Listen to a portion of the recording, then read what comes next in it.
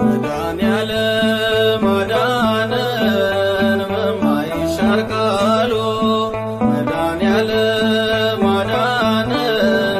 በማይሻር ቃሉ ደስ ይበለን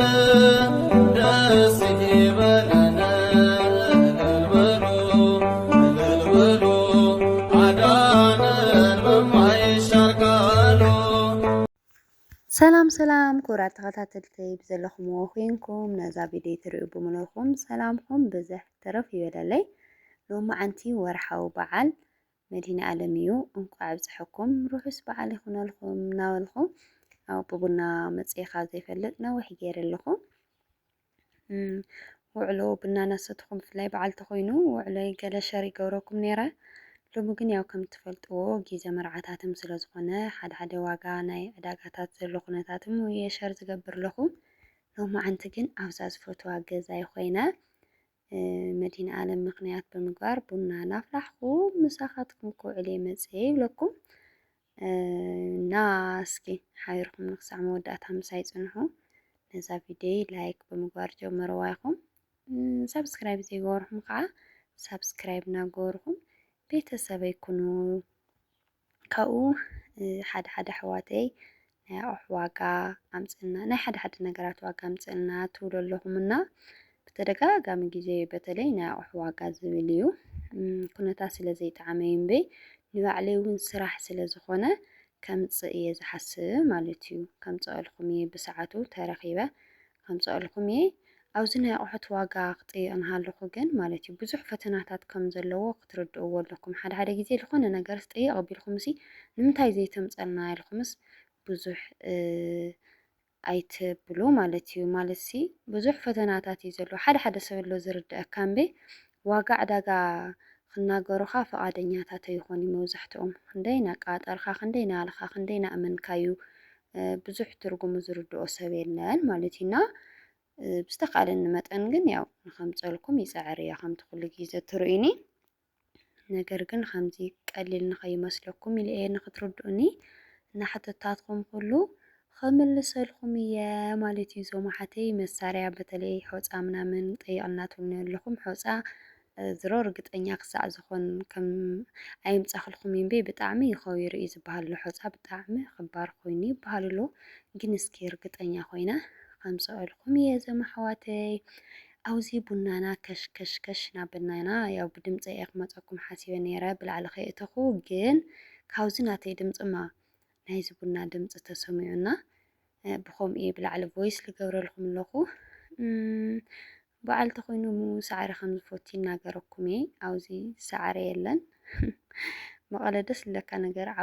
ዓብይ ከተማ ማ ደስ ዝብለካ ነገር ዝደለኻዮ ነገር ኣብ ዝደለኻዮ ሰዓት ክትረክብ ትኽእል ኢኻ። ሳዕሪ ነግዱ ነጋዶ ንባዕልቶም እኒአውና ኣብ የትኛውም መዓልቲ ከይድኻ ደስ ልብል ሳዕርታት ክተምፅእ ትኽእል ኢኻ ማለት እዩ። ኣብዚ ግን ያው በዓል ስውን ብንግሆኻ ተዘይኮንካ ብቐሊሉ ክትረክብ ኣይትኽእል ወይ ከዓ ክረምቲ ተኾይኑ እውን ምናልባት ገጠር ከይድካ ክትረክቦ ትኽእል እምበይ ተዘጋጅዩ ዝግዛእ ኣይትረክብን ይብለኩም። ብዝኾነ እዛ ገዛይ ማዕረይ ንፍቕፍቕ ኣቢለያ ነይረየና እስኪ ከምዚ ኢለ ናብቲ ውሽጣ ክመልሰኩም። ቅድሚ መቐለ ምኻደይ ተደጋጋሚ ግዜ ኣብ ገዛይ ቭሎግ ብጣዕሚ ይሰርሕ ነይረና። ሕዚ እውን ድሕሪ ነዊሕ ግዜ ቭሎግ ኣብ ገዛ የመፅየኩም እኒአኹ። ንግሆ ያው ቤተክርስትያን ሰዓዒምና ገሌና ይቀረፅክዎ እምበይ ቤተክርስትያን እናስዒምና ናብ መድኃኔዓለም ከምዚ ብንግሆ ናይና ቡና ንቐልል ኣለና። ንግሆ እዩ እኒኦ ሕዚ ያው ከም ትፈልጥዎ ሕዚ ጉዳያት ገለ ስለ ዘሎ ገዛ ኮፍ ኢልካ ትውዕለሉ ሰዓት የብልካይ። ጉዳይ ኣሎ፣ ምሕጋዝ ኣሎ፣ ሰብ ምጥያቕ ኣሎ። ከምኡታት ስለ ዝኾነ ኢና ብንግሆና ቡና ነፍልሕ ኣለና ይብለኩም። ሓንቲ ሓፍተይ ዓድና ክንመፅእ ዶ ስራሕ ስኢና ጭንቀት ሞይትና ተደጋጋሚ ሕቶ እዩ ዝሕተት። ከምዚ ዓይነት ሕቶ ናይ መብዛሕትኩም ኣሕዋተይ እውን ሕቶ እዩ። ኣነ እውን ተደጋጋሚ ግዜ ከምዝብሎ ናይ ዓድና ኩነታት በርግጥ እወ ደስ ዝብል ኣይኮነን ዘሎ ዘተኣማምን ኣይኮነይ ብዙሕ ነገር እዩ። ነገር ግን ገደብ የብሉንና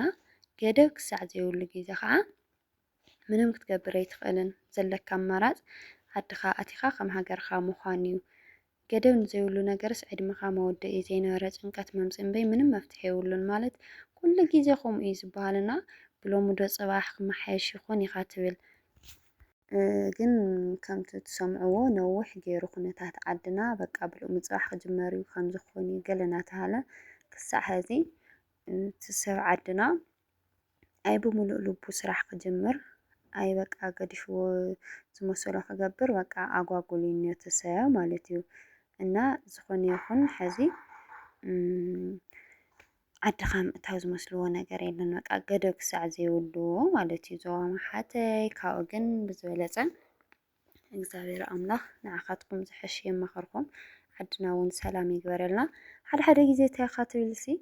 ዋ እረ እግዚኣብሔር ኣምላኽ በቃ እስኪ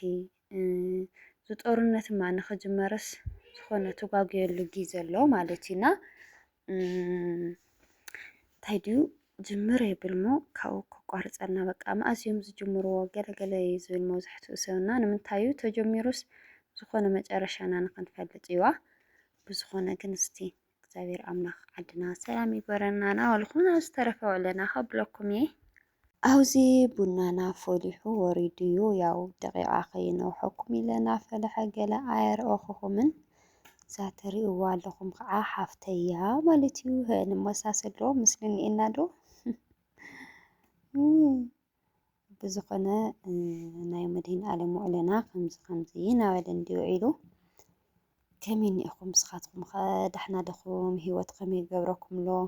እስኪ ቪድዮታተይ ክሳዕ መወዳእታ ርአዩ ኣለኹም ክቡራ ተኸታተልተይ ሓደ ሓደ ግዜ ዩቱብ ቻናልስ እንታይ ኮይኑ ዝኾነ ግዜታት እኒኡስ ቫይራል ዘይወፀሉ ሰዓታት እኒኡ ንምንታይ ይፈልጥ እና መጀመርታ እንኳን ያው ናይ እኔ ይመስለኒ ነይሩ ግን ዝኾነ ሰዓታት እኒኦዎስ ብዙሕ ዝረአ ዝነበረ ግን ኻስ ብጣዕሚ ዝቕንሰሉ ሰዓታት እኒኡና ንምንታዩ ኣይፈልጥን ግን እስኪ ስኻትኩም ዝተኻእለኩም መጠን ክሳዕ መወዳእታ ስምዑለይ ብፍላይ ከዓ ልዕሊ 1 ደቂቓ እንድሕር ደኣ ሰሚዕኹምለይ ኮይንኩም እቲ ትባዕሉ ቫይራል እዩ ዘውፅኦ ማለት እዩ ኣብዚ እዛ ነፀላ ክኽደን ኢላ ኣብያትኒ እያ እኒኣ ሓፂራትኒ ይመስለኒ እዋይ ከይተቆነንኩ ግን ሪኢኹም ዶ በስመ ኣብ ጓል ቁኖ እዩ ማዓርጋ ድሕሪ ክንደይ ግዜ ፀጉረይ ተጎንጉነ እኒአኹ ኣብዚ ኣርስዋይ ዓልቋይ ካብ ገለ ምፅኣትልና ዓልቋይ እናበላዕና ኢና ንቐደም በሉ ሸዊት ዝናብ ሕዚ ብጣዕሚ ዝናብ እኒኦ ዓድና ዳርጋ ክረምቲ መሲሉ እኒኦ በለስ ጥራሕ እዩ ጎዲልዎ እምበር ክረምቲ ይስምዐካ ስኢሉ ለነገሩ በለስ እውን ኣብ ሓደ ከባቢታት በለስ እኒኦ እዩ ኣብ ከባቢና ጥራሕ እዩ ዘይበሰለ እኒኦ ናይ በለስ ፍረታት ግን በስመ ኣብ ናብ ኣፍና የብሎ እምበር ማለት እዩ ደስ ክብል ፍረታት እዩ እኒኦ ከምኡ ኢሉ ተቐፂሉ እና ደስ ልብል ድባብ እዩ እኒኦ ይብለኩም ኣብ ዓድና ከምዚ ትማሊ ቪድዮ ዝሰራሕ ኩልኩም ዝራእቲ በቂሉ እኒኦ ዝናብ እውን ዳርጋ መዓልታዊ እዮም ዘንብለው እንተለይዘነቡ ከዓ ደመናማ ነገር በቃ ክረምቲ ነገር እዩ ዝመስል ባይዘወይ ኣነ ከምዚ ና ክረምቲ ሰብ ይኾንኩ እንደኽብለኩም ክረምቲ ደመና ነገር ገለ ኣይፈትዋ ሙደይ ፅቡቅ ዝኾን በቃ ኣብ ፀሓይ እዩ ንምንታይ እዩ ይፈልጢ በቃ ደመናማ ነገር ትኾን ንእሽተይ ድብርቲ ነገር እዩ ዝስምዐኒ ፀሓይ ወይ ከዓ ሓጋይ ነገር እዩ በቃ ደስ ዝብለና ኣነና ብዝኾነ ግን ያው ከምዝበልናይና ኣብዚ ቡናና ተቐዲሑ ለቐደም በሉ ዞማሓተይ ንቐደም በሉ ደጊም ንመቐለ ክምለስ ስለ ዝሓስብ ኣለኹ ኣብ ዕዳጋ ሓሙስ ዝኾነ መልእኽቲ ክትልእኹኒ ትደልዩ ሰባት እንድሕር ደኣ ሃሊኹም ርኸውኒ ማለት እዩ ዞማሓተይ ያው ሕዚ ተኸይደ ዝምለስ ኣይመስለኒ መርዓ ሰርፕራይዝ ተዘይኮይኑ ብፍላይ ሓደ ኣቑሑት ትእዝዛ ገለ ኣለኽንና ኣፍጥን ኣቡልኡ ከምኡ ንወለዲ ብፍላይ ሕዚ ካሽ ስለዘየለ ወለድና ካሽ ይረኽቡ ማለት ኢና ኣነ እንታይ እየ ዝገብር ኣለኹ መሲልኩም ናባየይ ሓደ ኣሕዋተይ ናብ ባንኪ ኣካውንተይ ይልእኻለይ ናብ ባንኪ ኣካውንተይ ልኢኸን ዝደለይኡ ነገር ንወለዲ ገዚአ ይህበለን ካብኡ ያው ኣነ ብሞባይል ባንኪ ይጥቀም ማለት ኢና ምናልባት ወለድኹም ካሽ ሲኢኖም እንድሕር ዳኣ ዝችገሩ ኣለዉ ኮይኖም